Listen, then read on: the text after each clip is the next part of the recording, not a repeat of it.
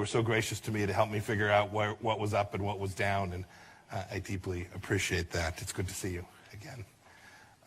As President Kabir said, I graduated from the United States Military Academy at West Point, studying engineering, although I joke, don't drive across a bridge that I had anything to do with. It's been an awfully long time. Some of my classmates ended up in the Army Corps of Engineers. I happened to command a cavalry unit. But I can tell you math matters an awful lot when you're bore sighting the cannon of an M1A1 tank. And I'll say, too, even the State Department, you talked about people leaving this institution going on to careers in diplomacy. One of the first things that came across my desk as Secretary of State was there was an important dam across a bridge in Iraq, and it was in trouble. And we were trying to figure out, could we figure out how to save it? Could we figure out how to deploy resources in a difficult place?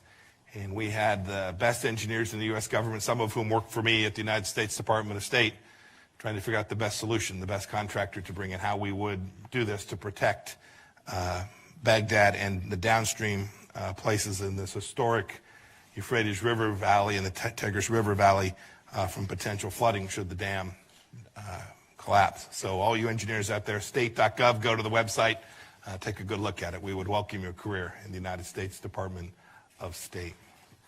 Now, you know I'm not lost. I know this is Georgia the state, not Georgia the country. But it's important that I come here to talk about the topic that I have in front of us today, because this is the place where American national security intersects deeply with the things that happen at important research institutions like this one. I thought I'd start with a quick story by way of explanation. Professor Fei-Ling Wang is with us here today. Professor, I didn't see you sitting where? Welcome. Nice to see you. Several years ago, Professor Wang took a trip to China where he was scooped up by security agents inside of China. He was held in a secret location for 2 weeks. Professor Wang was interrogated and threatened. They wanted information about his research about China and his time teaching at my alma mater, West Point. He could tell you the stories better than I could, but they thought they could intimidate him or perhaps recruit him because he's ethnically Chinese. It's a blessing he's here with us today, and thankfully he was released after pressure from the leadership lots of places, including this very university and the Carter Center. The lesson I think that we can take away from this is clear. It's that the Chinese Communist Party wants what we have, and they will do whatever they must do to take it and get it. They will steal our stuff. They will pressure critics of the Chinese Communist Party to keep quiet. They will do whatever it takes.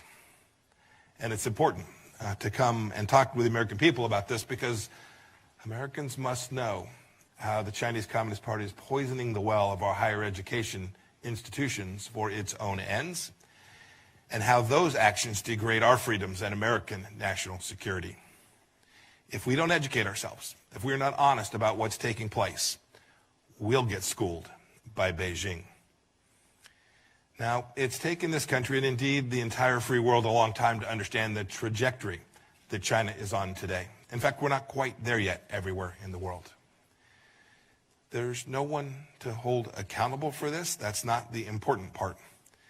Because for a long time, Republicans, Democrats, leaders all across academia, institutions, commercial space, thought that by trading and engaging with China, that the Chinese Communist Party would reform itself, it would loosen up, it would embrace economic and political freedom, and it would present less risk to freedom around the world. But instead, that's not what we got. Instead, the Chinese communists used the wealth that was created by this to tighten their grip on power over the Chinese people, and to build a high-tech, repressive state like the world has never seen. General Secretary Xi Jinping has made clear his intentions. You only have to listen to what he says. He says he wants total control at home and to make China the #1 power abroad. And he's well on his way to working on that project. He's building up the People's Liberation Army. He's manipulating international organizations for Beijing's benefit. And he's engaging, as we have seen in TV only just these last 2 days, he's engaging in a vast influence campaign all across the world. And that may, for some of you sitting at home today, seem like a long ways away and very ambitious. touch for Xi Jinping to make, but I must say he has his eye on each and every one of us. Over the past year, I've talked to America's governors in Washington about this, state legislators in Wisconsin, tech leaders in Silicon Valley, many other groups. I've gone out to talk to them about this challenge, and today I want to talk about what's happening in schools across America, especially research institutions in places like where I'm standing today. Just think about it.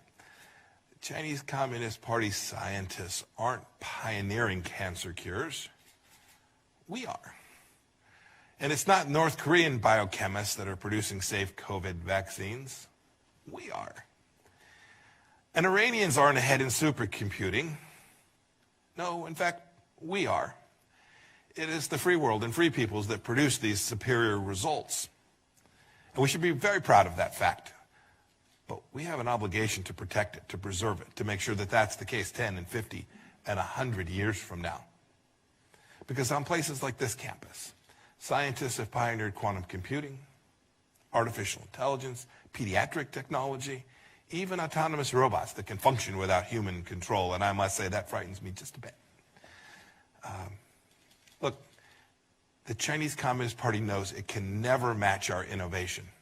A state-owned enterprise, it's an authoritarian regime, it is a government-centric focus. It's why it sends 400,000 students a year to the United States of America to study. 400,000 students a year studying in our universities come from one country. It is no accident. Much of the high-end industrial base inside of China is based on stolen technology or technology purchased from other nations. It's not homegrown.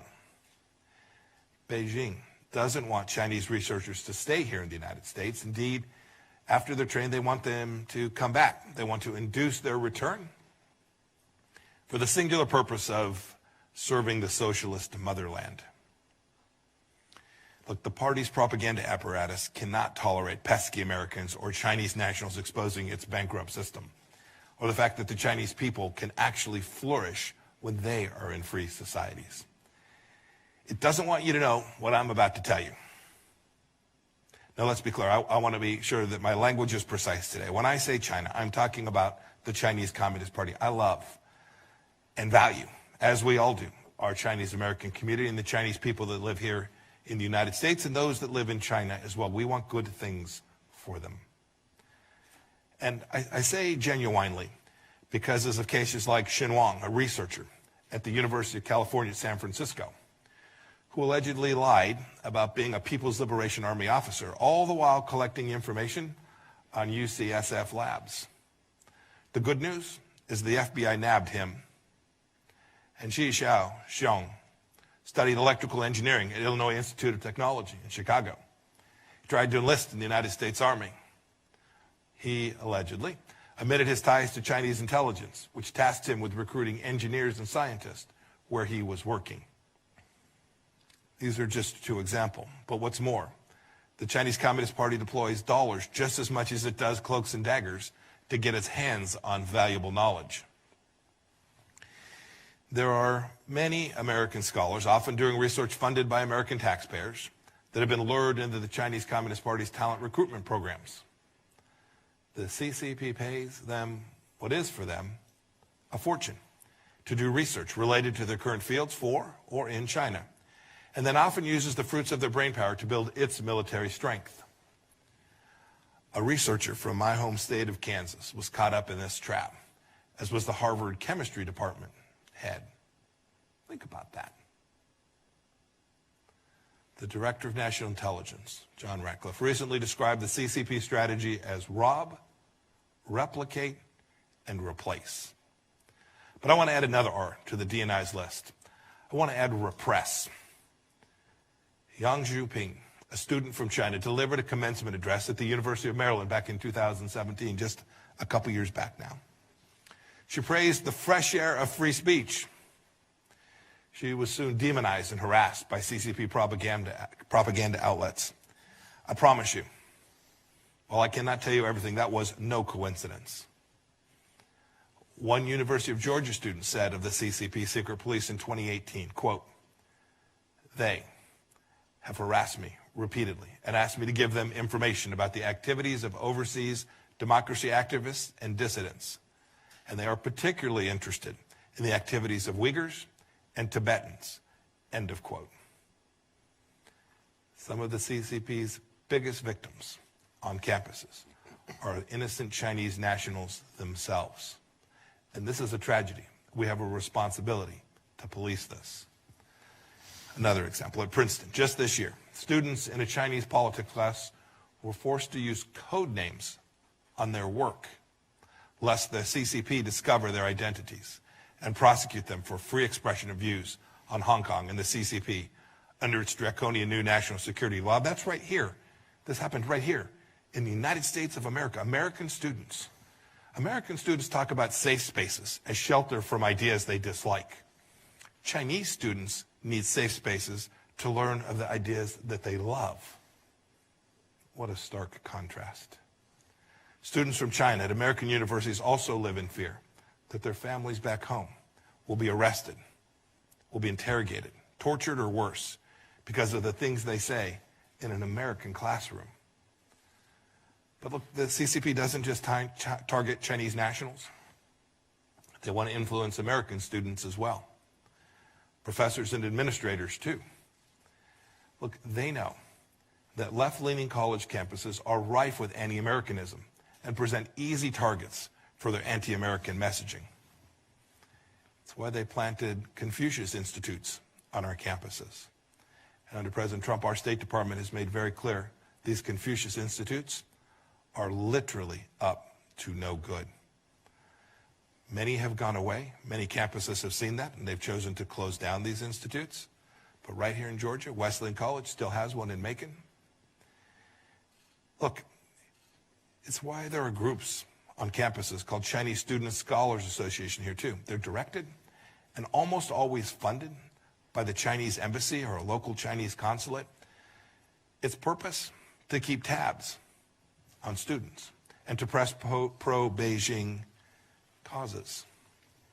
Now you would think at freedom-loving places like Georgia Tech and institutions and scholars all across the world, administrators, school faculty would be more up in arms about the Chinese Communist Party's outright theft and flagrant violation of freedoms that I've described.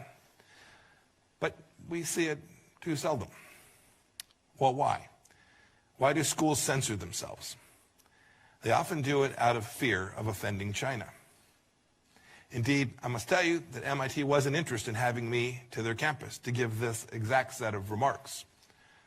President Raphael Reif implied that my arguments might insult their ethnic Chinese students and professors. But of course, nothing could be further from the truth. Those are the very people that this set of remarks is intended to protect their freedoms. And I must say that yielding to the objection of hurt feelings plays right into the Chinese Communist Party's hands. They watch America closely. It's what the party says constantly in response to legitimate criticism around the world. You can see it. And how would the party know how the Chinese people feel anyway, as no one ever gets to vote? Look, we can't let the CCP weaponize political correctness against American liberties. We have to protect and preserve them. Fraudulent cries of racism or xenophobia should never drown out a candid exposure of the activities of the Chinese Communist Party. But we see too often on American campuses that there's silence and censorship. It's been driven by the Chinese Communist Party. It usually boils down to something far less idealistic. So many of our colleges are bought by Beijing. Let me tell you about Vera Zhou. She's a permanent resident of the United States of America. She's originally from China and is a senior at the University of Washington. In October of 2017, so just on 3 years ago, she returned to China to visit her father. Local authorities put her in a re-education camp. A re-education camp for 5 months and under house arrest for 18 months after using a virtual private network connection to connect to her school's website. Something many of you are doing even as I speak. Back here, we saw this. Our State Department team, Vera's mother, Bob Fu, a great friend of the Chinese people, desperately petitioned the University of Washington to advocate for her return. The University of Washington, a woman named Sarah Castro, the head of the Federal Relations Office, said that the university wouldn't help because of a multi-million-dollar deal with China. Now, thank God, Vera was eventually released and returned to the United States, but no thanks to the University of Washington, and no thanks to the deal that it had made with the Chinese Communist Party. The U.S. Department of Education, over the last years, has found that schools have taken an estimated $1.3 billion from China since 2013. That's just what we know about. Like so many, like Columbia, so many schools that have failed to report the true amounts. What more? What more bad decisions will schools make because they are hooked on Chinese Communist Party cash? What professors will they be able to co-opt or to silence? What theft and espionage will they simply overlook? What business deals will get done as a result of that? Look, there's a lot of work to do, and I have laid out a pattern and practice that every American needs to know about. And we need to begin to respond to this sooner rather than later, and our administration has begun to do that, but there is an awful lot more work to do. We cannot allow this tyrannical regime to steal our stuff, to build their military might and brainwash our people, or buy off our institutions to help them cover up these activities. We cannot let the CCP crush the academic freedom that has blessed our country and blessed us with great institutions like the place that I'm standing today. But we need your help. We need help of students, we need help of faculty, we need help of administrations all across America. We need trustees to police their endowments and the deals their universities are striking with the CCP and CCP-backed groups. We need administrators to close Confucius Institutes and investigate what so-called student groups backed by the CCP money are actually up to on their campuses. The government will help, but we need people to assist us. We need researchers to be vigilant against fraud and theft, and the academic community to reject the CCP's financial siren songs. And we need students to truly stand for free speech. The free speech for themselves, those who grew up here in America, and especially the free speech of Chinese students who are on our campuses, who are here to study and learn and to improve their rights, their lives, and to enjoy the fruits of the freedom that we provide them here in the United States of America. Look, we need you all to speak truth to power in solidarity when administrations exert pressures on censorship, as has so often happened to protect deals with Beijing. Let's do this. Let's carry forward a banner of freedom to defend our schools, what these institutions were built upon. It will aid our national security. And from the central threat of our time, the Chinese Communist Party.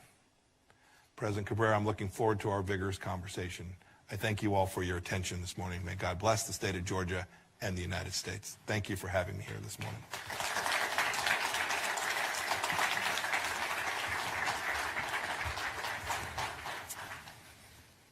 Thank you so much, Secretary.